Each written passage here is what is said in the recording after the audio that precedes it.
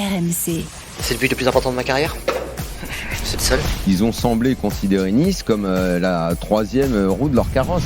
Pas favori, on est même les tocards de la finale. On n'est même pas outsider, on est tocards. Jusqu'à minuit, l'after-foot. François Pinet. Salut à toutes et à tous, c'est l'after-foot sur RMC avec ce soir Roland Courbis qui m'a accompagné pendant ce Nantes PSG. Salut coach. Salut et re-salut. Kevin Diaz nous a rejoint. Salut Kevin. Salut à tous. L'after, c'est en direct sur RMC, mais aussi comme tous les soirs sur YouTube. Donc on salue tous ceux qui nous regardent sur YouTube, sur le compte de YouTube de l'after. Et puis salut à tous ceux aussi qui nous écoutent en podcast. Le podcast dispo, vous le savez, dès la fin de l'émission. Dans un instant, on va bien sûr débriefer avec vous le Nantes PSG, la victoire du Paris Saint-Germain, 2-0. Il y a beaucoup de choses à dire avec un Kylian Mbappé qui était remplaçant, mais finalement buteur sur penalty. On vous attend, supporters du PSG, supporters nantais au 32-16. Et sans doute qu'il y aura des réactions déjà des joueurs et des coachs à venir dans l'after. Hashtag RMC Live aussi sur X pour tous vos messages.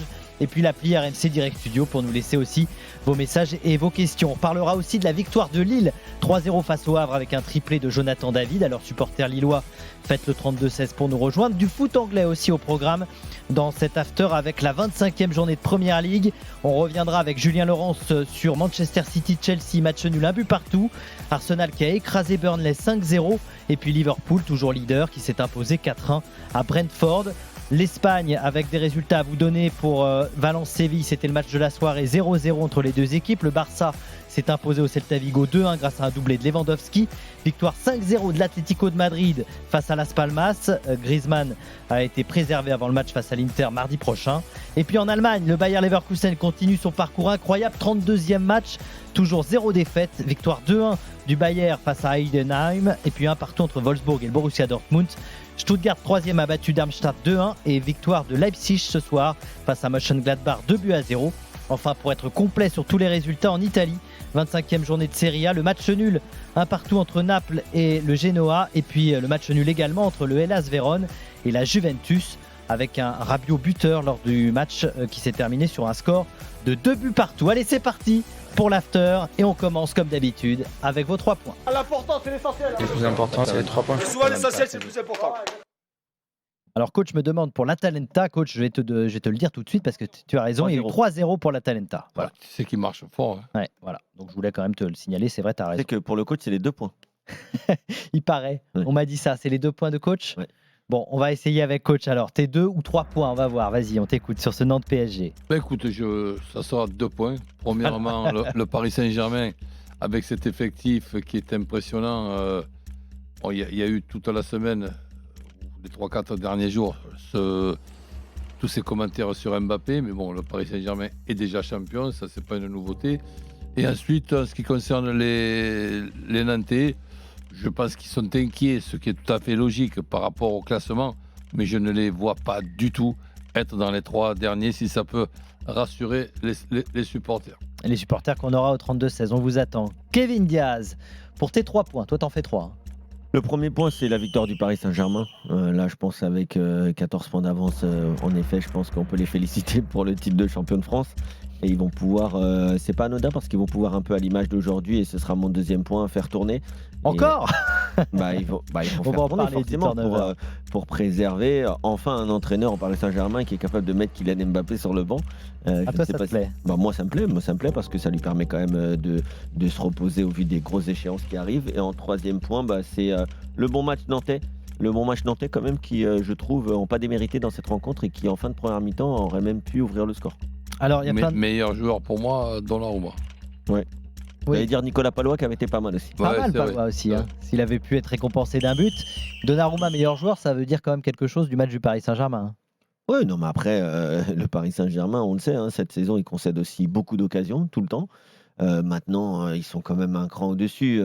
On a fait pas mal de débats cette semaine. Même sans Kylian Mbappé, le PSG a quand même une solidité. Je parle en termes de qualité d'effectif, pas forcément une solidité défensive d'ailleurs, mais en tout cas, ils ont quand même une marge, disons, plutôt qu'une solidité, qui fait que même si tu as 3 titulaires indiscutables sur le banc, tu as toujours des joueurs qui sont quand même d'une classe supérieure à la Ligue 1. Ouais, alors il y a beaucoup de réactions sur l'appli RMC Direct Studio. Par exemple, Simon qui nous dit: le nul pour Nantes aurait été mérité.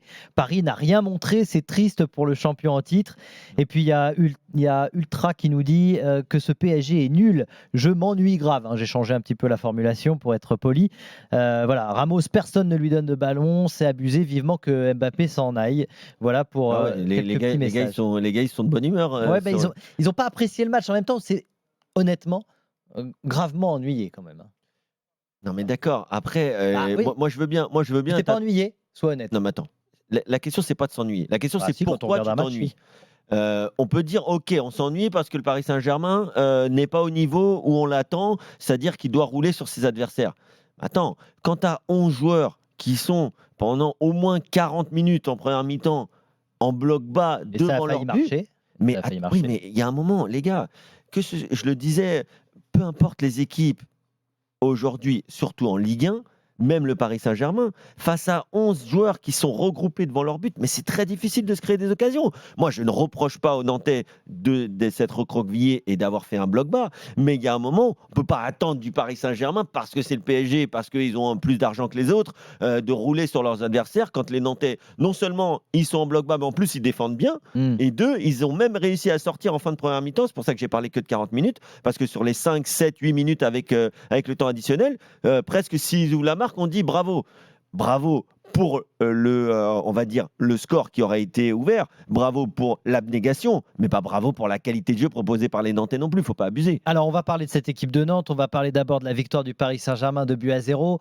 Dans un instant, on espère peut-être avoir aussi la réaction de Luis Enrique sur ce choix fort de mettre Kylian Mbappé sur le banc. C'est pas anodin, il y a quand même évidemment, quand on sort d'une semaine comme ça. Mais il y a quand même quelqu'un qui dit sur YouTube, Mbappé devrait rester 3-5 mois sur le banc, quoi. Ah oui, d'accord. Ah ouais. Non, les mecs qui sont rageux quand même. Là, il y en a, ils sont pas contents. On va demander à Farid ce qu'il a pensé du match. Farid qui a fait le 32-16. Salut Farid. Ouais, bonsoir messieurs. Salut bonsoir, Farid. Merci beaucoup d'être avec nous.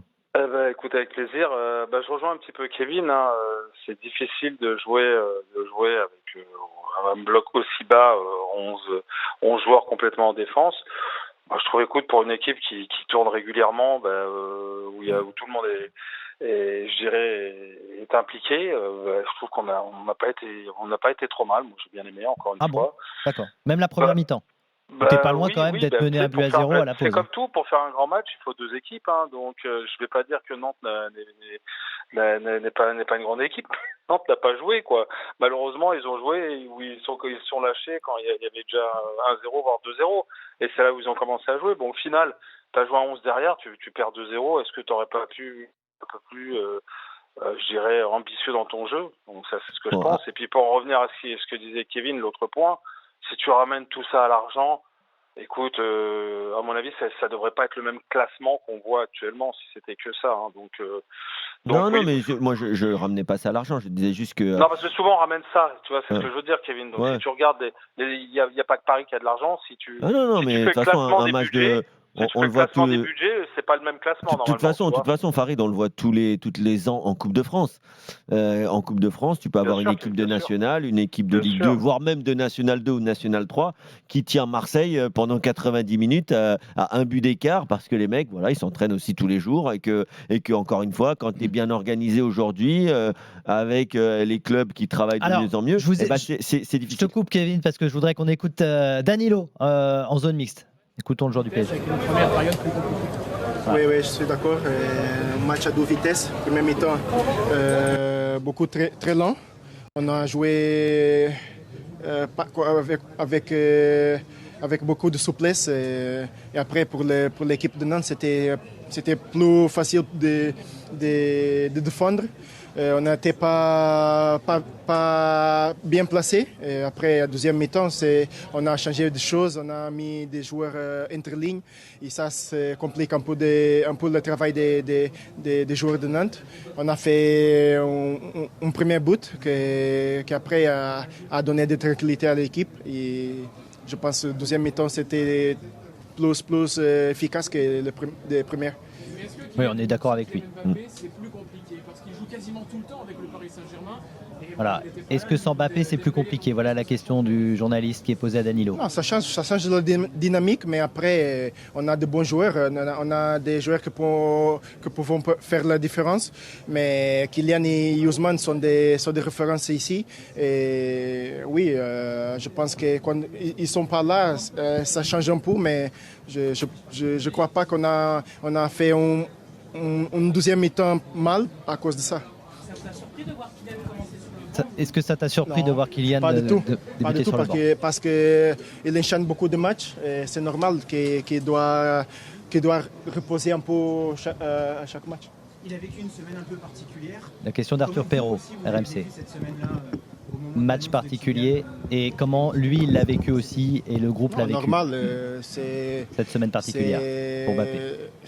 Je pense que c'est normal pour l'équipe et pour lui aussi.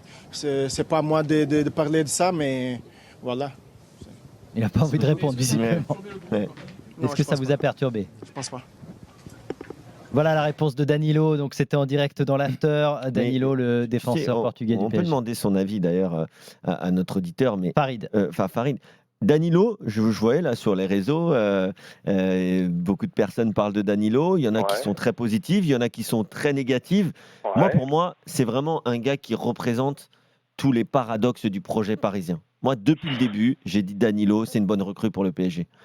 C'est un gars qui. Attends, juste, je développe. C'est un gars qui est un soldat. C'est un gars qui est 3 ans capitaine du FC Porto, qui a gagné des titres, qui a fait des parcours en Ligue des Champions.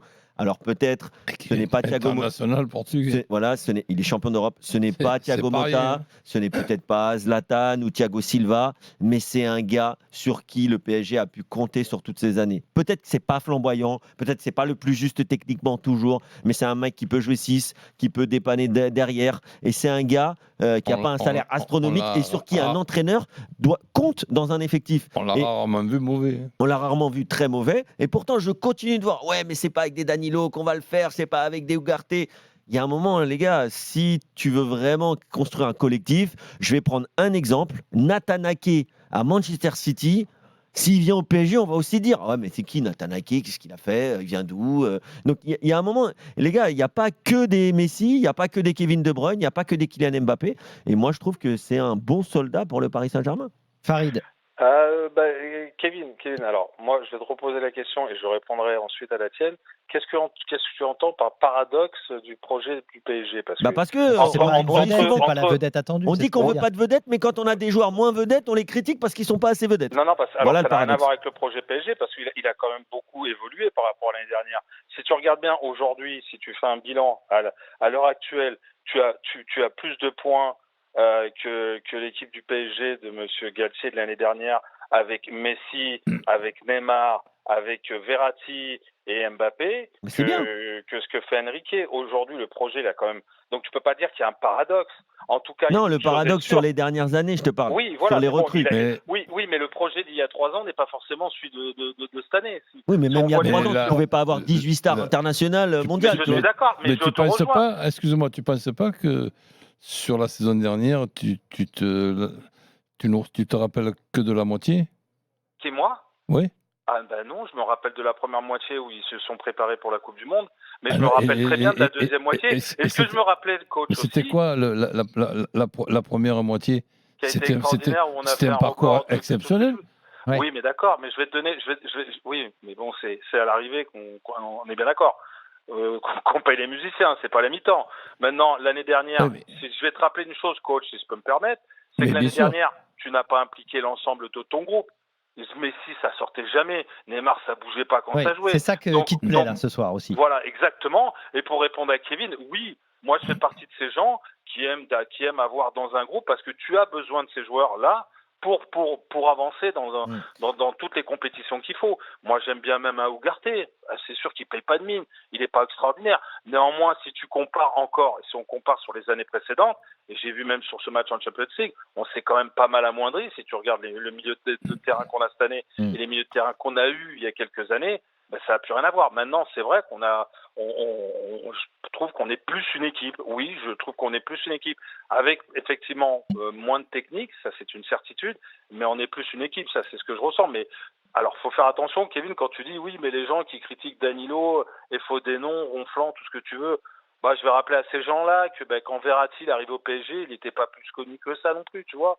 Donc, moi, je suis d'accord avec toi. Alors, moi, je voudrais revenir quand même sur ce que dit Farid pour revenir aussi sur ce match ce soir et ce turnover qui a quand même surpris. Là, vous dites que c'est très bien, Luis Enrique fait des changements, c'est ce que tu nous dis, hein, Kevin. Mais Guardiola fait que ça. Oui, alors peut-être, mais honnêtement, tu penses pas que les joueurs ils sont un peu perdus? Je pense à Zaïre Emery, là, à un moment donné, il était sur le côté droit, c'est pas là où il est le meilleur.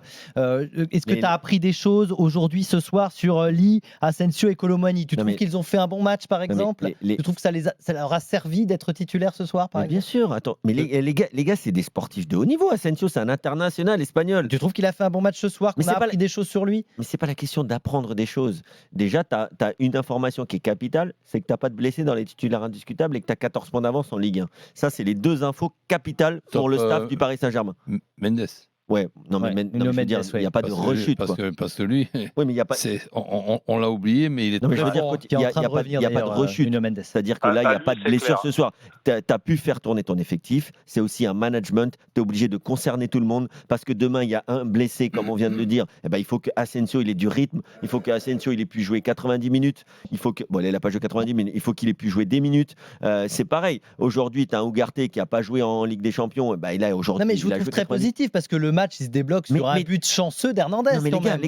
Les gars, moi je veux bien être négatif, mais ils ont 14 points d'avance en Ligue 1. Tu peux pas être négatif. Les mecs ont 14 points d'avance. D'accord. Donc il y a un moment, tu as 14 points d'avance. Tu as fait tourner un petit peu. Peut-être que quand tu fais tourner, François, quand tu fais tourner, tu as moins d'automatisme peut-être. Les joueurs jouent moins ensemble. Ça se voit quand même. Hein. D'accord, mais peu importe, tu as gagné.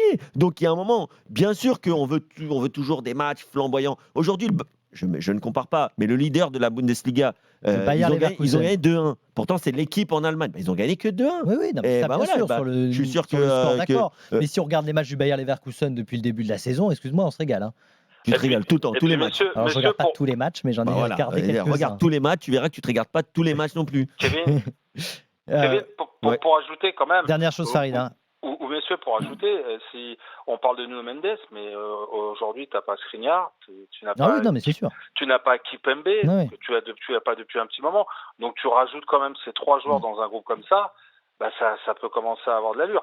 Après, bon, moi j'aimais toujours, sur Colomani, j'aimais toujours des doutes quant à ses capacités techniques. Je pense qu'il faut qu'il fasse des ateliers avec les jeunes de conduite de balle. Non, mais c'est pareil, Farid. Pour finir, il y a beaucoup d'appels, alors j'aimerais qu'on tourne assez rapidement. Donc, remercier Farid. Merci, Farid. Merci beaucoup d'être venu dans l'after. Et tu reviens quand tu veux, bien évidemment. Oui, il y a beaucoup d'appels de supporters du Paris Saint-Germain qui veulent réagir et supporters nantais. On vous attend aussi, bien sûr, au 32-16. N'hésitez pas, on va essayer aussi d'avoir la première réaction de Luis Enrique. Peut-être les explications du coach parisien sur le fait que Mbappé a passé une partie du match sur le banc. Restez avec nous, l'after continue avec coach Courbis et Kevin Diaz. RMC, l'after foot.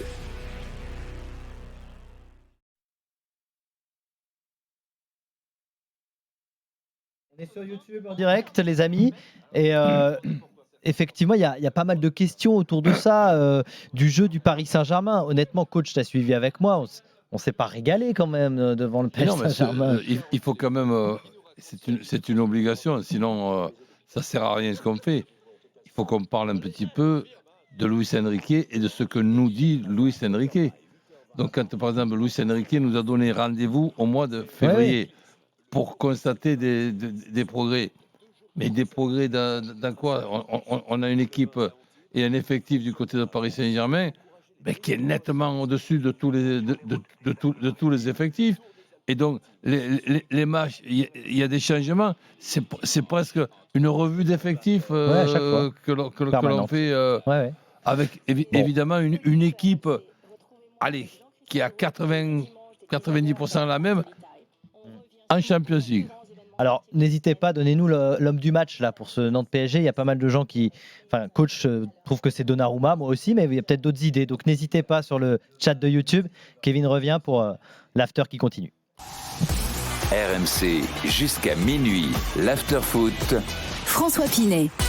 23h15 en direct sur RMC, bien sûr à réécouter en podcast cet after après la victoire du Paris Saint-Germain à Nantes, 2-0 des Parisiens qui ont mis le temps mais qui se sont imposés grâce à Hernandez et Kylian Mbappé sur penalty. Mbappé qui était sur le banc. Luis Enrique en conférence de presse, est-ce que tu peux nous traduire Kevin ce qu'il dit Kevin? On l'écoute. Alors le son est pas très bon mais on l'entend. Hemos jugado un partido de Champions hace prácticamente 2 días. Parce qu'on a fait une partie de Ligue des Champions il y a 3 jours. Elle explique le necesaria para competir. Yo muy importante dar minutos Pour être compétitif, il faut que tout le monde ait des minutes.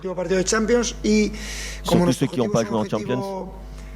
Muy ambicioso de querer luchar hasta el final por todos los títulos. Quand tu veux lutter jusqu'à la fin pour tous les titres, il faut inclure tout le monde. 5-6 joueurs n'ont pas joué titulaire. Il fallait une nouvelle énergie et c'était intéressant pour occuper tous les espaces. Voilà, il explique le turnover très clairement. C'est la première question qui a été posée au coach du Paris Saint-Germain. On va peut-être, on écoutera sans doute Luis Enrique, on vous dira ce qu'il a dit notamment sur le choix de laisser Mbappé, mais c'est ce qu'il va dire en quelque sorte, que non, mais il fait tourner tout le monde et il intègre tout le monde, on a bien compris. Je suis complètement d'accord avec lui, en tout cas sur sa réponse. Alors on va prendre Esser qui a fait le 32-16, supporter du Paris Saint-Germain en direct dans l'after. Salut Esser. Ouais, salut. Salut Esser. Bonsoir à tous, bonsoir coach et bonsoir à tous. Bonsoir. Alors, on peut faire une petite évaluation avec toi, si tu veux bien, après ce Nantes Paris Saint-Germain sur les joueurs du PSG. Tu connais le principe. Qui a été le taulier pour toi du match? Une fois n'est pas coutume, j'ai envie de dire Donnarumma. J'ai trouvé qu'il a fait un match solide.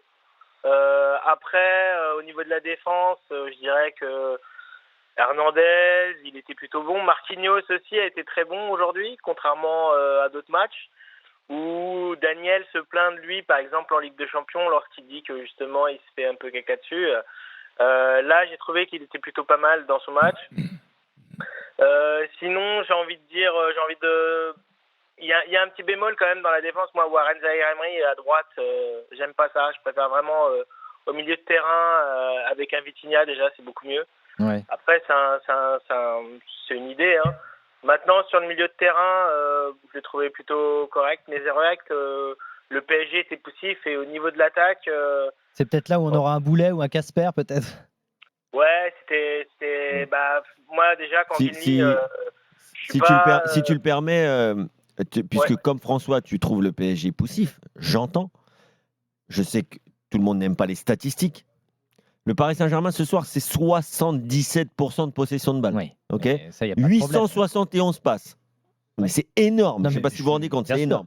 808 passes réussies. Ok. Ouais. Donc, il y a un moment, qu'est-ce que tu veux qu'ils fassent, les mecs? Les mecs, ils ont tout le temps le ballon. Les autres, ils sont recroquevillés devant leur surface. Oui, ils ont autant de tirs que les Nantais. Mais dans le foot, c'est plus facile de faire un bloc bas et de partir. Ah, mais ça, je suis entièrement d'accord avec toi que c'est plus facile. Donc, il y a un moment. Ça, je suis d'accord avec toi. Les statistiques, quand même, là, je veux bien que certains n'aiment pas le jeu de possession. Mais puisqu'on était sur l'évaluation, il y a des joueurs qui n'ont pas été bons ce soir au Paris Saint-Germain. Colomani, tu l'as vu? Mais Colomani, les gars, il faudrait lui donner le maillot de Nantes et il doit jouer avec 70 mètres devant lui. En fait, Colomani, c'est un mec de transition, justement. Il a été recruté au Paris Saint-Germain. Moi, je ne suis pas dans ce qu'on entend à droite, à gauche. Je ne sais pas si coach a des infos. C'est qu'il aurait été recruté par une partie forcément de la direction, mais pas forcément par la partie technique. Je ne sais pas. En tout cas, ça peut s'entendre dans le sens où il n'a pas le profil Luis Enrique et Colomani. Il n'a pas le profil Luis Enrique. Ouais, mais moi, je pense mais c'est quoi le profil Luis Enrique? Ramos non plus, là pas? Ramos, il a plus le profil Luis Enrique. Hein? Mais après, Luis Enrique peut-être ne le trouve pas performant à l'entraînement. Mais Ramos, il a joué au Benfica, il joue face à des blocs bas depuis le début de sa carrière. Ramos, c'est un joueur formé à l'académie du Benfica en tant que milieu de terrain offensif. Donc c'est un gars qui a quand même une technique correcte et qui peut jouer dans. Mais je parlais de Colomani puisque c'est lui dont on parlait. Là, par exemple, tout à l'heure, tu nous as traduit ce que disait Enrique. Donc, moi, j'aimerais qu'on me traduise tout le temps ce que dit Enrique parce que j'arrive pas à suivre ou j'arrive à suivre qu'une partie. Quand Luis Enrique nous dit au mois de février, on aura progressé. Mais ces choix, c'est des revues d'effectifs. C'est quoi qui veut nous dire on aura progressé de l'équipe qui joue la Champions League? Bah oui, c'est ça, de l'équipe type. Ben, l'équipe type, je la vois pas tellement, l'équipe type. Il y a 8 ou 9 joueurs pour moi qui se dégagent. Du coup, je vais défendre Luis Enrique, coach, mais c'est pas grave. Moi, je dis pas que forcément ce qu'il fait, c'est flamboyant, mais il y a quand même, tu sais mieux que moi, tu as beaucoup plus d'expérience. Quand tu es nouveau coach, il y a quand même une bonne partie de l'effectif qui a été renouvelé. Il faut du temps pour mettre en place les principes de jeu, les structures, les automatismes, les complémentarités. Je ne dis pas qu'aujourd'hui c'est mieux qu'au mois de novembre, mais je dis que c'est une équipe qui, de toute façon, est quand même à l'aise dans ce qu'elle sait faire. C'est-à-dire, il faut qu'il y ait une équipe qui lui laisse des espaces, parce que Mbappé, c'est un joueur d'espace, parce que Dembélé, c'est un joueur qui a besoin d'espace. C'est une équipe plus faite pour la transition, mais qui n'est pas vraiment... Oui, mais aujourd'hui, toutes les équipes sont faites pour la transition. Par exemple, aujourd'hui, vous me parlez... mais il fait avec ce qu'il a. Excusez-moi, Kevin, vous me parlez... Il pourrait jouer plus la transition. Vous me parlez... Il joue la transition, parce qu'ils sont bons quand même en transition aussi. Ils sont bons aussi en transition, c'est vrai. Mais bon, sur ce genre de match, c'est presque caricatural, c'est ça que je veux te dire. C'est caricatural, puisqu'ils ont 77% de possession de balle. Ils ne peuvent pas faire des transitions. Enfin, c'est une équipe qui ne sort pas. D'accord. Mais oui, mais justement, vous me parlez de possession. J'essaie dans une période où j'ai pas connu cette époque-là, ça m'aurait certainement plu et encore, j'en suis pas sûr. Sur la possession de ce soir, la possession, moi, je m'en fous complètement. Ce qui m'intéresse sur le match de ce soir, c'est dans tous tes stats que tu lis et je t'écoute avec beaucoup d'attention, c'est le nombre de centres qu'on a pu régler ou qu'on a pu préparer malgré le dispositif que nous a mis en face Nantes. C'est pas interdit de centrer, c'est pas interdit, si tu veux, d'avoir 2-3 joueurs qui se dédoublent sur un côté, avec après 2-3 joueurs à la réception d'un centre. C'est le manque de centre. Le bloc bas là, de cette équipe-là. Mais si tu as une équipe moyenne et que ta seule chance, c'est d'accrocher ton adversaire avec un bloc bas, eh bien, il faudrait que tu sois con pour pas le mettre le bloc bas et mettre un bloc haut. Donc, et quand je vois aujourd'hui, à la fin de ce match, que le meilleur joueur, c'est Donnarumma, eh bien, je regrette que Gourvenec n'ait pas l'effectif du Paris Saint-Germain. Mais oui. Non, franchement, je suis désolé. Non. Je suis obligé de réfléchir comme ça. T'es face à un bloc bas de Nantes en première mi-temps, notamment sur les 35-40 premières minutes. Mais Luis Enrique, il va pas laisser le ballon à Nantes pour reculer, pour les faire sortir. Ils ont le ballon, ils maîtrisent, ils sont pas en danger. Sur les 40 premières minutes, ils sont très peu en danger, le Paris Saint-Germain. Certes, ils ne trouvent pas forcément la faille, mais il y a aussi une possession de balle. Et ça, en fait, la possession de balle, le jeu de position, ce n'est pas que à faire tourner la balle pour pas que l'adversaire l'attrape. Non, c'est aussi essayer d'attirer l'adversaire dans des zones pour pouvoir... C'est comme le boxeur, coach. C'est les jabs du boxeur. Je finis juste cette comparaison. Le centre, c'est l'arme numéro 1. Tu l'aspires, je finis avec la comparaison du boxeur. C'est le jab. Tu le fais sortir pour dès qu'il va se enlever un peu, se découvrir et baisser un peu sa garde. Là, tu vas essayer de lui en mettre une. Mais c'est pareil, le jeu de position de Luis Enrique. Il essaye d'attirer. Mais s'il a un adversaire qui sort pas, coach, si le boxeur il reste les points comme ça, il bouge pas. Mais parce que Nantes sort pas, tu peux pas passer par les côtés. Mais même par les côtés, il y avait pas beaucoup de place quand même. Alors, si tu n'as pas la qualité individuelle d'un Ousmane Dembélé, si tu n'as pas la qualité individuelle d'un Mbappé qui, même sur 20 mètres de profondeur, arrive à accélérer. Tu es en train de me dire, justement, et je voulais qu'on en arrive là, dans ton effectif, tu as de tout. Des droitiers, des gauchers, des petits, des dribbleurs. Mais contre une équipe comme ça, tu dois mettre tes dribbleurs. Tu dois mettre Dembélé titulaire. Mais oui, il ne peut pas jouer tous les matchs, Dembélé. Mais s'il ne peut pas jouer tous les matchs, il joue au moins une partie du match. Mais si, par exemple, tu rencontres Nantes et que Nantes, à la fin du match, tu dis, mais finalement, avec ce qu'a fait Nantes, ils ont plus d'occasions que nous, eh bien, il y a une anomalie quelque part. Mais une anomalie, pas grave, puisque on le dit, on le répète, on le répète. Ils ont 14 points d'avance avec cet effectif. Je finis en te répondant. Je suis désolé, coach. Je donne la parole à Esther parce qu'il n'a pas beaucoup parlé. Je suis désolé, coach.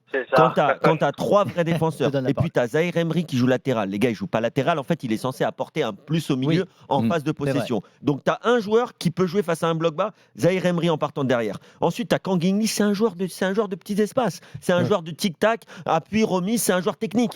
T'as Vitinha, c'est un joueur technique, c'est un joueur de petits espaces. Après, attends, je finis. T'as Asensio, c'est vraiment le joueur espagnol qui est censé jouer dans des petits espaces face à un bloc bas. Ensuite, t'as Barcola qui est un dribbleur. Le seul qui est moins comme ça, c'est Colomboigny. Donc tous ces joueurs ont été décevants parce qu'ils n'ont pas réussi à créer le danger en première période. Malheureusement, on n'est pas devant un tableau. Donc, le Coréen, avec, si tu veux, Zahir Emery derrière lui, gaucher à droite, rentrer vers l'intérieur et ouvrir le couloir sur sa droite. Pour jouer, qui va reprendre les centres de la tête? Colomboigny n'a pas de jeu de tête. Ah, mais ça, c'est autre chose. Si après, mais si après, tu veux pas mettre Ramos, parce que Ramos, il est trop bon pour finir, ben tu vas finir par m'emmerder. Pas toi, hein, Luis Enrique. Mais non, mais coach, je te réponds. Là, je suis désolé. Je prends mon costume d'avocat Luis Enrique ou de traducteur et je te traduis. Mbappé, si tu veux des automatismes. Mbappé, pas un joueur de tête. Colomboigny, pas un joueur de tête. C'est les deux avançants titulaires. Ramos, un joueur de tête. Un joueur plus un joueur de tête. Mais les deux joueurs qui jouent souvent, c'est soit Mbappé, soit à la rigueur son remplaçant qui semble être Colomboigny. Ces deux joueurs qui sont pas des joueurs de tête. Pourquoi tu veux centrer? Non, il essaye du tiki-taka, des combinaisons à l'intérieur pour trouver des décalages comme ça parce qu'il sait que tu peux passer par les côtés, mais tu as deux avancants qui sont pas de la tête. Voir un Barcola qui rentre vers l'intérieur pour ouvrir le couloir à Hernandez, voir Lee qui rentre vers l'intérieur avec sa patte gauche pour ouvrir le couloir à Zahir Emery, ça on ne le voit jamais. Pour le coup, c'est pas Zahir Emery qu'il faudrait mettre, c'est Hakimi. Ah voilà, donc il y a eu quelques soucis dans le. Tu fais tourner l'équipe. Il n'y a pas de souci puisque tu fais tourner parce que tu as 14 points d'avance. Il faudrait mettre Hakimi, il faudrait mettre Ramos, mais Ramos, il n'est pas là. Bizarrement, il faudrait. Et j'entends moi, mais vous inquiétez pas, au mois de février, vous verrez les progrès. Oui. Ce que je vois, moi, comme progrès, et je fais la comparaison, et si ça vexe les personnes, je m'en fous complètement, je fais la comparaison en souhaitant au Paris Saint-Germain, puisque ça ressemble, autant la qualification en Champions League que le dernier match que nous avons vu avec une première mi-temps horrible et une deuxième mi-temps plus qu'intéressante contre Real Sociedad, peut-être que le Paris Saint-Germain en club va être comme la Côte d'Ivoire dans la CAN qu'on vient de voir. C'est-à-dire que tu passes par un trou de souris dans ta qualification en poule à la 98e minute par un pénalty qu'on ne sait même pas s'il y est. Ensuite, tu tires au sort le Real Sociedad en ayant terminé deuxième. Bravo pour le tirage. Tu fais une première mi-temps pourrie contre la Real Sociedad. Mais tu fais... avec, plein de blessés. Mais tu fais une très bonne deuxième mi-temps. Barcola, il marque alors que tu dois le sortir. Mais comme le ballon, il ne sort pas, il reste sur le terrain. Et après, tu vois Luis Enrique en train de courir. Je voulais le sortir. Non, mais peut-être il racontait ça. Mais moi, ça me fait pas rire.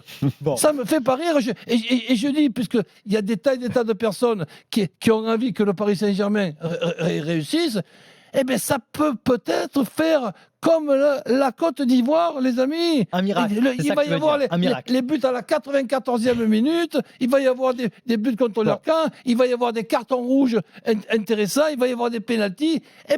Attention que le Paris Saint-Germain, on pense tous à la saison prochaine, dès cette année, le Paris Saint-Germain peut pour moi ressembler à la Côte d'Ivoire. Alors voilà l'argumentaire de coach. Esther, on va te remercier quand même, mais juste avant, je voulais te donner la parole. Tu voulais rajouter quelque chose, je crois. En fait, je voulais parler, oui, effectivement, je voulais rajouter des points sur la partie de l'attaque. Maintenant, sur la Côte d'Ivoire, coach et Kevin ont énormément parlé sur l'équipe du PSG. Moi, je crois beaucoup en Colomboigny, qui est un joueur de percussion, je trouve, et qui doit s'adapter dans le club.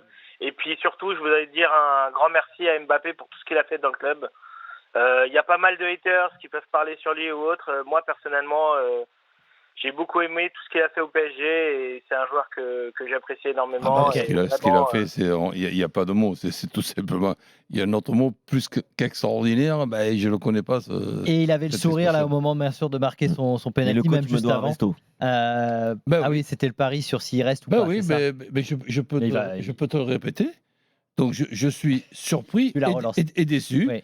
Et j'espère pour lui qu'il ne va pas regretter de quitter son pays, sa région, son club, Eh ben, j'espère. Je vais suivre avec beaucoup d'attention. Attends, Non, relance pas. Faut que s'il je te pique plaît. le coach. Non. Il va peut-être quand même dans le plus grand club du monde. Oui, allez, bof. Plus grand club du monde. Merci, Kevin. C'est le PSG, le plus grand club du monde. Merci SR en tout cas d'être passé. Merci beaucoup. Et il va gagner la Et tu reviens quand tu 15e veux champion dans l'after. Champions Merci League. beaucoup SR. Quelle émotion. Allez, La 15e coach. Champions League dans le plus grand club du Kevin, monde. on revient dans un instant, bien sûr. RMC jusqu'à minuit. L'after-foot. François Pinet. Il est 23h33 en direct sur RMC dans l'after. Dans un instant, on va parler de Première Ligue avec Julien Laurence. Mon débrief, ce Nantes-Paris Saint-Germain et cette victoire du PSG 2-0 avec des buts d'Hernandez et de Mbappé sur penalty. On a beaucoup parlé du PSG. Alors, supporters nantais, n'hésitez pas à venir nous rejoindre. Est-ce qu'il y a des regrets pour les Nantais? Mais juste avant, puisqu'il attend depuis un petit moment, Mehdi est avec nous au 32-16, supporter du PSG. Salut Mehdi.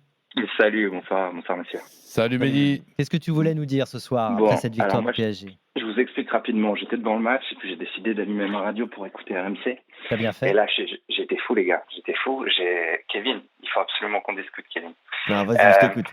Dis-moi, est-ce qu'il y a un lien de parenté? Est-ce qu'il y a une filiation quelconque entre Danilo Pereira, Vitinha et toi? Parce que pour que tu le défendes comme si c'était ton fils, enfin les deux là, c'est pas possible. Danilo, on en parle. J'ai Danilo... défendu aussi Ugarte ou Non, mais attends, moi je m'arrête sur Danilo parce que j'ai allumé la radio au moment où tu parlais de Danilo. Je t'aime beaucoup, mais tu m'as rendu fou, Kevin. Tu me rends fou avec Danilo. Danilo, il a une charrette. Danilo, il est mauvais dans les placements. Danilo, à part son état d'esprit, qu'est-ce qu'il a? À quel moment Danilo, il peut enchaîner autant de matchs au PSG, si ce n'est à cause d'une défaillance au niveau de la direction technique et sportive du Paris Saint-Germain? On m'explique, à quel moment? Tu l'as trouvé mauvais ce soir, Mehdi? Moi, je l'ai trouvé mauvais. Alors, je vous prends un exemple. Ouais, alors je vous explique pourquoi. Lenteur, bon ça on le sait, Danilo il est lent. Bah, c'est pas sa qualité première, il a la vitesse. Problème de placement, regardez sur le... Alors je suis désolé, je connais pas hyper bien les joueurs nantais. Sur le poteau, à un moment on a un poteau, le placement de Danilo qui est en défense centrale pendant que Lucas Hernandez est au marquage sur le joueur qui s'apprête à centrer. On a Danilo qui, au lieu de se mettre dans l'alignement entre la passe de l'ailier qui centre en plein milieu de la surface, il est quasiment collé à la ligne est quasiment collé au poteau au lieu de se mettre dans l'alignement pour couper la ligne de passe. Et ça, vous regarderez, vous ferez attention, à chaque match, il nous l'a fait celle-là. À chaque match, il nous l'a fait. Écoute, alors, je veux bien, de base, il est milieu défensif. Je peux te répondre. On va laisser Kevin te répondre très vite. Moi, ce que j'aime, encore une fois, je ne dis pas que Danilo, c'est Luis Figo, Rui Costa, Zidane ou Del Piero. Tout ce que je te dis, c'est que Danilo, c'est des joueurs, tu en as besoin dans ton effectif. C'est des joueurs très précieux pour un entraîneur. Il peut jouer à 2-3 postes. À chaque fois qu'il joue, tu peux compter sur lui. État d'esprit irréprochable. Tu peux l'envoyer en conférence de presse. Il a toujours une analyse pertinente. Tu vois là, il répond pas sur l'histoire Mbappé. C'est un mec, il a été capitaine, je répète, peut-être qu'on ne suit pas le championnat portugais ici, mais il a été capitaine quasiment 3 ans du FC Porto. C'est un mec qui connaît la pression. Peut-être c'est pas un grand joueur, mais c'est un joueur qui vous dépanne. Et peut-être que ce soir tu l'as trouvé moins bon, mais je donnais juste l'exemple en disant que attention, tu ne peux pas avoir 25 stars dans un vestiaire qui ont de l'ego et qui sont pas capables de sacrifier pour l'équipe. Si je peux me permettre de lui mettre une catégorie, c'est la catégorie d'un joueur utile dans un effectif déjà au niveau mentalité exemplaire, au niveau professionnalisme sérieux exemplaire, comme on vient de te dire Kevin. Bah, il peut jouer à plusieurs postes. Puis autre chose aussi, chacun ses goûts. Tu peux aussi le trouver mauvais, qui est peut-être un petit peu sévère. Mais quand, par exemple, tu vois, il est international portugais. Aujourd'hui, le Portugal, c'est quand même un des effectifs les plus intéressants d'Europe. Donc, il n'est pas sélectionné dans cette équipe du Portugal comme ça par hasard. Il faut qu'il en ait des qualités. Alors, si ces qualités, c'est la polyvalence. Oui, c'est vrai que c'est pas un grand arrière central, c'est pas un grand milieu, mais déjà le fait de pouvoir dépanner à 2 postes, ça fait quand même un joueur très utile pour moi. Je concède volontiers que moi j'aime bien Danilo, j'aime bien ce qu'il dégage. Jamais rencontré, mais j'aime bien ce qu'il dégage. Je trouve que c'est un soldat. Moi j'aimais bien avoir des mecs comme ça dans mon vestiaire. J'aime bien avoir le mec portugais, nous dit Joystick. J'aime bien. Mais moi j'aime bien. Au début j'aimais pas, mais aujourd'hui, si on fait fais une petite transition sur Nantes. Moi, j'aime beaucoup Nicolas Et Palma. on va en parler de Nantes. C'est un gars, c'est pas très beau, mais franchement, t'as pas envie d'aller au duel avec lui. Voilà, c'est des défenseurs, ils font mal. On remercie Mehdi d'ailleurs d'être passé. Rarement mauvais, pour ne pas dire jamais. Merci beaucoup Mehdi, tu reviens quand tu veux, évidemment dans l'after. On va parler de Nantes un petit peu quand même, parce que les Nantais ont perdu, mais ils ont montré quand même certaines choses, certaines qualités. Alors certains trouvent qu'ils ont joué trop défensivement. On va voir ce qu'en pense Antoine, supporter nantais, qui nous appelle au 32-16. Salut Antoine. Salut. Salut Antoine. Salut Antoine. Alors est-ce que tu as des regrets ce soir? Oui, forcément un petit peu de regret parce que au vu du résultat, on va dire que quand on joue contre Paris, on dit qu'on perd 3 points avant le match, mais souvent à la fin du match, on laisse quelques regrets parce que aujourd'hui on fait un match plutôt cohérent, un match plutôt solide défensivement. On a quelques opportunités qu'on aurait dû même aller bonifier parce que il y a quelques occasions qui auraient dû aller au bout. Malheureusement, ça n'a pas pu se faire, contrairement à Paris qui a 2 frappes et 2 cadrés. Voilà, 2 frappes de cadrés, dont une frappe déviée et une frappe sur penalty. Donc c'est vrai que c'est un petit peu frustrant sur les statistiques de voir ça. Mais voilà, c'est les grands clubs, c'est la réalité du foot qui fait que le match se déroule comme ça. Mais pour en revenir au FC Nantes, voilà, on est en progression. C'est cohérent, malheureusement, voilà, il n'y a pas les résultats qui arrivent pour le moment, mais c'est plutôt de bon augure. Après, attention, moi, François, tu disais certains critiquent le. Moi, j'ai lu comme ça. Moi, personnellement, autant j'explique les difficultés du Paris Saint-Germain face à une équipe qui a fermé le jeu et qui a quand même beaucoup défendu en bloc très bas. Mais tu comprends le choix nantais. Mais je n'accuse en aucun cas les Nantais d'avoir joué défensivement dans leur situation face à cette équipe. Non, moi je trouve que. Et en plus, ils ont plutôt pas mal joué les contres. Ils ont eu vraiment bien des joué les contres. Ils ont fait un bon match. Non, ils ont été dans l'intensité. Encore une fois, bravo quand même au public nantais qui est. Bon, même s'il c'est le Paris Saint-Germain, mais c'est toujours le cas. Il y a une ambiance extraordinaire à la Beaujoire avec un très beau tifo. Sans les fumigènes, ça aurait été mieux, mais sinon un très beau tifo. Et franchement, ce club, il va falloir quand même qu'il serre encore un peu les dents, mais j'espère pour eux qu'ils vont se maintenir. Avec, moi j'ai trouvé, je ne sais pas ce que tu en as pensé Antoine, notamment cette doublette d'attaquants qui avait été buteur contre Toulouse, Mohamed et Kadewere, c'est intéressant. Kadewere pour Nantes, c'est bien. Ouais. Qu'est-ce que tu en penses, Antoine? Oui, clairement, c'est plutôt complémentaire. Une personne qui prend un joueur qui prend la profondeur et l'autre qui sert plus d'appui. Enfin, voilà, Mohamed revient de la CAN plutôt en forme avec une bonne canne dans ses jambes. Et Kadewere qui arrive tout juste au sein de l'effectif, mais qui s'acclimate plutôt bien. Donc voilà, moi je suis plutôt optimiste pour la deuxième partie de saison. Maintenant, il va falloir que ces détails qui, sur la première partie de saison, ne nous ont pas souri, entre l'arbitrage, le réalisme et tous ces petits détails qui font qu'on est un petit peu dans le dur, font que sur la deuxième partie de saison, ça puisse tourner avec l'effectif qu'on a. Je pense que ça peut le faire. Ouais, avec un programme pour Nantes, coach et Kevin, Lorient à l'extérieur et Metz à domicile pour les 2 prochains matchs de Ligue 1 avant d'aller à Marseille. Donc là, c'est vraiment leur championnat. C'est le championnat des équipes qui ne veulent pas descendre. Absolument. C'est sûr que là, ça sera des matchs avec 6 points en jeu. Ouais, on va suivre ça bien sûr. Les Nantais qui ce soir ont 22 points au classement, je vais vous dire ça, qui sont 13e toujours du championnat et qui évidemment peuvent espérer encore le maintien bien sûr. Ils sont dans le coup. J'ai le classement, voilà, Nantes 13e du championnat avec 22 points. Ils ont 3 points d'avance sur Lorient qui a encore un match à jouer bien sûr demain. Donc Lorient qui est barragiste. Voilà, 3 points d'avance ce soir. Voilà. Évidemment, ça peut vite tourner dans ce championnat. Antoine, c'est sûr que les 2 matchs que tu viens de dire, là, ils sont quand même importants. Antoine, un mot aussi sur la Beaujoire. C'est vrai qu'on a... Je ne sais pas si tu n'y étais pas peut-être au stade ce soir, Antoine. Non, malheureusement, je n'étais pas présent au stade. J'ai regardé ça devant Mais mon vous allez écran. pousser cette équipe jusqu'au bout avec l'arrivée de Gourvenec. Il y a eu des moments très compliqués, on le sait. On sait aussi votre opposition parfois à la présidence de Valdemar Kita. Bien sûr. Donc, tu vas continuer à la soutenir jusqu'au bout. Clairement, oui, clairement. Ok. Merci Antoine, merci d'être venu. On va retrouver Kevin, autre supporter nantais dans l'after. Salut Kevin. Oui, bonsoir. Toi, tu étais au stade, hein, c'est ça? t'es à la Beaujoire. Salut Kevin. Salut, je sors Kevin. de la Beaujoire. Bah, merci de nous Là. rejoindre. Merci à vous. Alors moi c'est je voulais passer vous parler un peu pour un petit coup de gueule. Moi c'est Marcus Coco moi.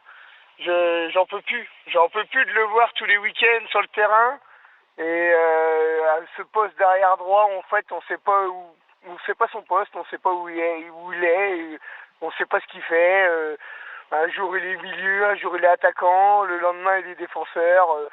C'est ce joueur, j'en peux plus. Je peux plus avec lui. Je sais pas, j'y arrive pas. Coco qui est pas à son poste, tu l'as dit, Kevin, donc c'est peut-être un peu dur. Ouais. Hein, Je sais pas. En fait, on sait pas son poste. C'est ça le problème. À l'origine, il est ailier, hein, je crois. Hein, quand il débute. Il me semble qu'il a commencé en 6, il me semble. Quand il était jeune, c'était un milieu défensif.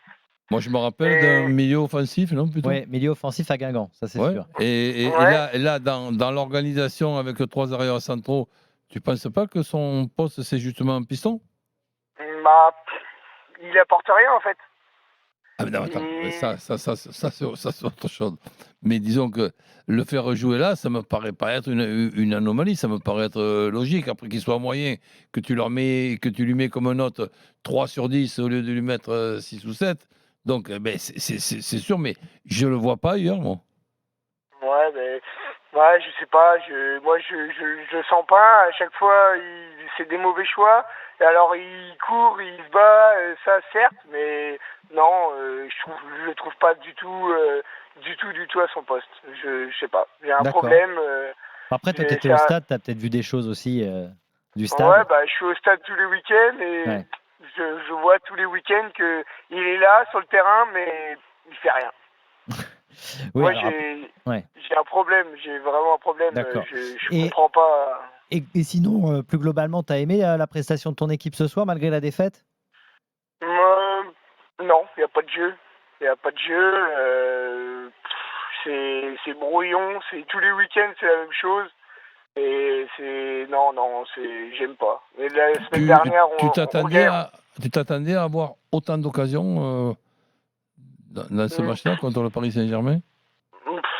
T'as vibré quand même, il y a eu des occasions, il y a eu un on a l'impression que t'as pas passé une bonne soirée, mon cher Kevin. Non, Kevin, il n'a pas passé une bonne soirée. J'ai pas vibré du tout. La semaine dernière, on gagne Mais Toulouse. t'étais bien au stade. On a de la chance.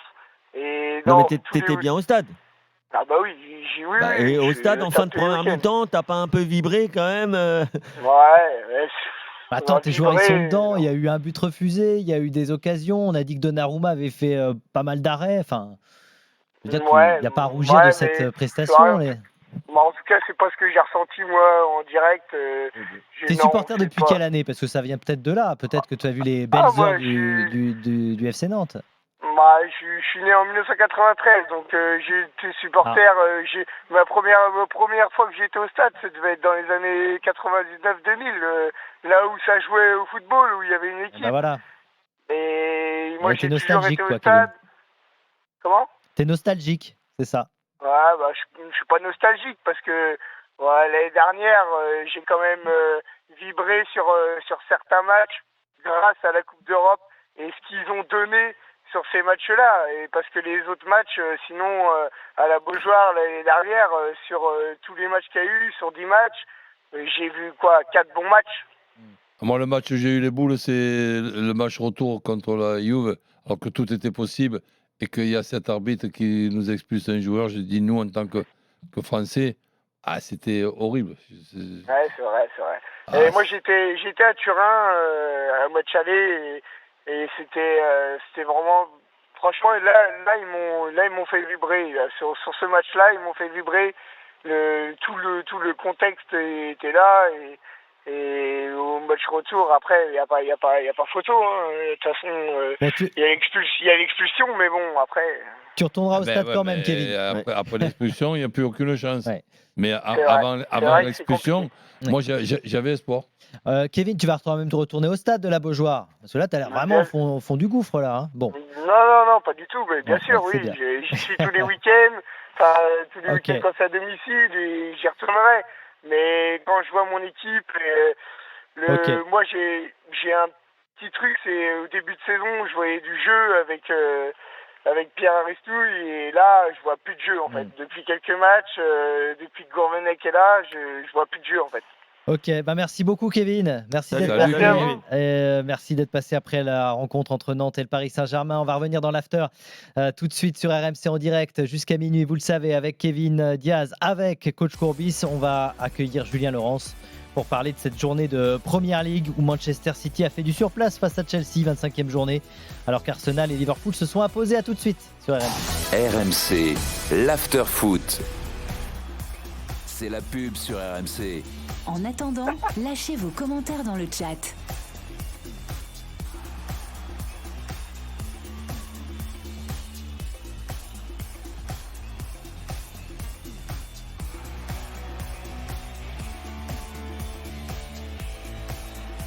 C'est la pub sur RMC. En attendant, lâchez vos commentaires dans le chat.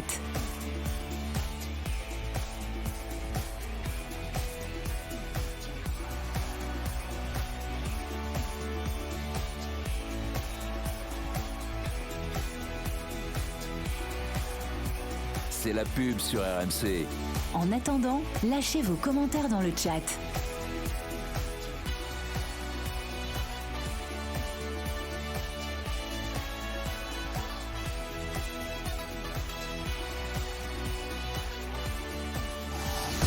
RMC jusqu'à minuit, l'after foot. François Pinet. Il est 23h49 sur RMC en direct. L'after qui continue jusqu'à minuit. Kevin Diaz, Roland Courbis. Bien sûr, pour nous accompagner, si vous avez raté le début, c'est retrouvable en podcast sur toutes les plateformes et sur l'appli RMC, bien sûr, l'after. Et on salue ceux qui nous écoutent en podcast. On accueille Julien Laurence dans l'after. Salut Julien. Salut François, salut à tous. Salut Julien. Avec la 25e journée de Première League, avec les premiers du championnat qui jouaient, il y a Liverpool qui a gagné 4-1 à Brentford, on va en parler. Arsenal qui s'est imposé 5-0 à Burnley également, qui est deuxième du championnat. Mais on va commencer, si tu veux bien, par Manchester City-Chelsea. C'était l'affiche de cette journée. Un but partout entre les deux équipes. City qui s'en sort bien, moi je trouve, sur cette rencontre, parce que ça aurait pu faire 2-0 à un moment donné. Et puis finalement, ils obtiennent ce point. Ouais, t'as raison, effectivement, encore une fois en fin de match, Chelsea c'est une des équipes qui encaisse le plus de buts pendant le dernier quart d'heure. Je sais pas si c'est un problème un peu physique, un peu mental, un peu de tout, mais c'est vrai qu'ils ont encore concédé, c'est leur 14e but cette saison je crois, qu'ils encaissent entre la 75e et la 90e. La frappe de Rodri déviée, ils ont pourtant très bien joué, tu as raison, ils étaient vraiment bien organisés. On a vu un très bon Disasi à côté de Colwill en défense centrale, vraiment, même Malo Gusto côté droit, c'était bien. Au milieu aussi, ils ont des belles opportunités qui ne saisissent pas. Notamment, tu l'as dit, en première période où ils ont bien profité encore une fois de la ligne défensive très haute de City. Ils ouvrent le score en plus par Sterling et puis il y a ce but en fin de match. Alors après, c'est vrai qu'ils ont eu un peu de réussite aussi parce que Haaland rate 3 occasions énormes qu'on n'a pas vraiment l'habitude de voir manquer pour lui, en tout cas, de 2 têtes notamment, une première en tout début de match après 12 minutes de jeu. Et si celle-là elle rentre, c'est vrai que ça change aussi la physionomie de la rencontre. Chelsea doit sortir beaucoup plus pour l'attaquer, alors que là, ils étaient très bien contents d'avoir un bloc parfois bas, parfois médian. Ça aurait changé beaucoup de choses d'être mené à 1-0 à l'Etihad après 12 minutes de jeu. Mais Haaland a raté cette tête-là. Il en a raté une encore plus facile, encore plus belle en seconde période sur un centre de Kevin De Bruyne. Donc c'est vrai qu'ils ont eu un peu de réussite à ce niveau-là. Mais il faut rien leur retirer non plus sur la qualité de la performance, j'ai trouvé, notamment défensivement de cette équipe. Et du fait qu'ils ont quand même mis City en difficulté. Une équipe de City qui, on pourrait parler maintenant un peu de cette... friabilité défensive, ça fait que 2 clean sheets sur les 14 derniers matchs de championnat. Ils encaissent systématiquement des buts et on l'a vu encore aujourd'hui de manière assez pauvre en plus. Je sais pas ce que coach t'en a pensé, mais ce but-là, entre la ligne défensive haute, ils sont à la rue complètement sur un simple 1-2 Jackson-Palmer et après un petit ballon pour Sterling, le crochet extérieur de Sterling sur Walker qui part chercher un hot dog en clair. tribune. C'est assez incroyable. Il y est toujours, effectivement. Coach. Ben oui, toi, tu l'as vu ce match? Ben évidemment, je l'ai vu. Et quand on discute, et notamment on vient de parler de Paris Saint-Germain, on est dans 2 situations totalement différentes. Tu te rends compte, City qui démarre ce match en connaissant déjà le problème c'est la victoire d'Arsenal et la victoire de Liverpool. Et ils n'arrivent pas à battre Chelsea. Pendant que le Paris Saint-Germain, lui, a 13 ou 14 points d'avance sur le second. Donc, c'est pas du tout pareil. Pour un club comme City, ça va être très compliqué parce qu'il n'y en a pas un qui peut t'empêcher d'être champion, il y en a deux. Et ces deux-là, ils sont costauds. Ouais, Manchester City qui compte 2 points de retard sur Arsenal et 4 maintenant sur Liverpool, mais il y a un match en retard pour City. Ouais, d'accord. Mais contre Brentford. Contre Brentford, qui est pas non plus, qui fait pas peur non plus à tout le monde. Mais c'est vrai que cette équipe de City, je sais pas ce que vous en pensez. On avait dit qu'après justement le Boxing Day, ça allait beaucoup mieux pour Pep Guardiola. Et finalement, on la sent pas. Ça allait mieux. C'était 11 victoires de suite avant le match aujourd'hui. Ouais, mais là, je vais te tenir un autre discours que sur le Paris Saint-Germain. C'est pas que ça va pas mieux. C'est que, attention, en première ligue, tu joues pas contre le FC Nantes et compagnie, même si j'ai beaucoup de respect pour les équipes de Ligue 1, tu te rends compte, Chelsea, l'effectif de Chelsea, même s'ils sont à la rue depuis le début de saison, sur 90 minutes, attention, Chelsea, ça peut taper le Paris Saint-Germain sur 90 minutes. C'est quand même des gros joueurs avec un gros effectif. Bien sûr que Manchester City en première ligue, alors on dit que Brentford, c'est censé être facile mercredi, mais ça reste la première ligue. C'est pas gagné. C'est quand même des joueurs. Mardi. C'est quand même des joueurs avec beaucoup de qualité. Et donc, tu sais qu'en première ligue, ni pour City, ni pour Liverpool, ni pour Arsenal, ni pour personne, il n'y a aucun match facile. À part peut-être quand ils jouent les 2-3 derniers. Arsenal, ils ont gagné 5-0 à Burnley avec un but de Degaard, doublé de Saka, de Trossard et d'Aretz, alors qu'ils avaient passé à 6-0 à West Ham. Je ne sais pas ce qui se passe du côté des Gunners, Julien, mais 11 buts en 2 matchs. En pleine forme avant de retrouver Porto en 8e de finale de Ligue des Champions la semaine prochaine. Une année, j'ai oublié de regarder au goal average. Goal average. C'est important, j'allais en parler, coach. Ils sont à plus 36 Arsenal maintenant, contre plus 31 pour City et plus 35 pour Liverpool. Et en Angleterre, beaucoup de buts. C'est la différence de buts d'abord, alors que dans d'autres championnats comme en Espagne, en Italie, c'est sur les important ce 5-0. C'est pas le goal average de club à club, c'est le goal average normal. Général. Ouais, général. Normal. Ouais. Et si tu viens de parler, François, des 2 derniers matchs, bien sûr, des 2 victoires 5-0, 5-0 et 6-0. Il y avait eu un 5-0 contre Crystal Palace il y a 5 matchs. Sur les 5 derniers matchs, je crois qu'Arsenal gagne donc 5-0, 2-1 à Forest, 3-1 contre Liverpool à domicile, 6-0 à West Ham et donc 5-0 à Burnley. Alors Burnley, c'est très très faible. Pour ceux qui n'ont pas vu le match, qui n'ont pas vu les buts, sur le 5e but d'Havertz, ils jouent quand même le hors-jeu sur une touche. Donc je pense que même leurs défenseurs ne connaissent pas les règles. Donc à un moment, si tu veux, quand tu ne connais pas les règles, pour aller gagner en première ligue, c'est compliqué, surtout contre une équipe pareille. Ils ont défendu comme des cochons. Mais après, ça n'enlève rien à la victoire d'Arsenal, qui était encore une fois dans ce qu'ils ont produit avec le ballon, l'intensité, les circuits préférentiels, le jeu de position. C'était assez incroyable. Sincèrement, tu avais des joueurs à chaque fois dans une zone. C'était beau à voir. Vraiment, vraiment, vraiment très, très beau à voir. Même face à une équipe faible comme celle de Burnley. Et puis, c'est vrai aussi, tu as cette dynamique qui est en train de te porter. Alors, il y a des matchs plus compliqués. Ils vont aller à Porto, on l'a dit, mercredi soir en Ligue des Champions. C'est Newcastle qui vient à l'Emirates samedi soir. Et quand on sait ce qui s'est passé au match aller, rappelez-vous, avec toute la controverse, les polémiques sur le but de Joe Linton, les erreurs d'arbitrage, etc., etc. Il y aura beaucoup de tension, beaucoup de pression sur ce match-là aussi. Ils voudront leur revanche. Donc, c'est vrai que ça sera vraiment intéressant aussi de voir les 2 prochains matchs. Mais aujourd'hui, c'était une promenade de santé. Promenade de santé pour Arsenal et aussi pour Liverpool, on peut le dire. Victoire 4-1, on a dit, contre Brentford. Les Gunners les Reds qui sont en tête, donc avec 2 points d'avance sur Arsenal, Julien. Ouais, alors en revanche, il y a quand même un gros bémol sur cette victoire. C'est une belle victoire, même si je trouve que parfois ils sont encore défensivement un petit peu déséquilibrés, je trouve. Mais bon, très belle victoire, sauf qu'ils perdent Jones blessé, Jota blessé. Jota, autant Jones et Darwin Núñez, les 2 autres blessés. Klopp ça ressemblait à un coup pour Jones. C'était peut-être juste par précaution qu'ils ont fait sortir Darwin Núñez à la mi-temps. Jota, en revanche, ça a l'air plus grave et ce serait vraiment une grosse perte, même si Mo Salah est revenu et puis très bien revenu d'ailleurs avec un but et une passe d'ess aujourd'hui sur un tout petit peu plus d'une période. Perdre Jota comme ça dans la forme dans laquelle il était, que ce soit en sortie de banc ou titulaire, c'est un des meilleurs finisseurs de Première Ligue. Ce serait vraiment un gros coup dur pour eux, surtout qu'ils sont déjà sans Alisson blessé aux ischios, sans Trent blessé au genou, sans Szoboszlai et lui aussi blessé aux ischios. Ils ont une finale de Coupe de la Ligue dimanche à jouer à Wembley contre Chelsea. C'est vrai que les blessures, c'est le seul point noir en ce moment de la belle série de Liverpool. Ouais. On va suivre ça bien sûr et ce championnat d'Angleterre passionnant avec donc ces 3 équipes qui se tirent la bourre. On pourrait ajouter Aston Villa qui a pris la 4e place aussi à Tottenham battu par Wolverhampton. On aura l'occasion de parler de tout ça, bien sûr, avec toi, Julien, sur RMC. Merci beaucoup, Julien. Et à très bientôt. Salut Julien. Demain, il y aura Luton, Manchester United d'ailleurs à 17h30 en Première Ligue. Merci Kevin. Merci à toi. Et à bientôt sur RMC. Merci coach. Salut les amis. L'after qui revient demain avec Brest-Marseille au programme. Ça sera en direct de Brest, l'after live bien sûr et l'after foot dans la foulée. Bonne nuit à tous sur RMC. À bientôt.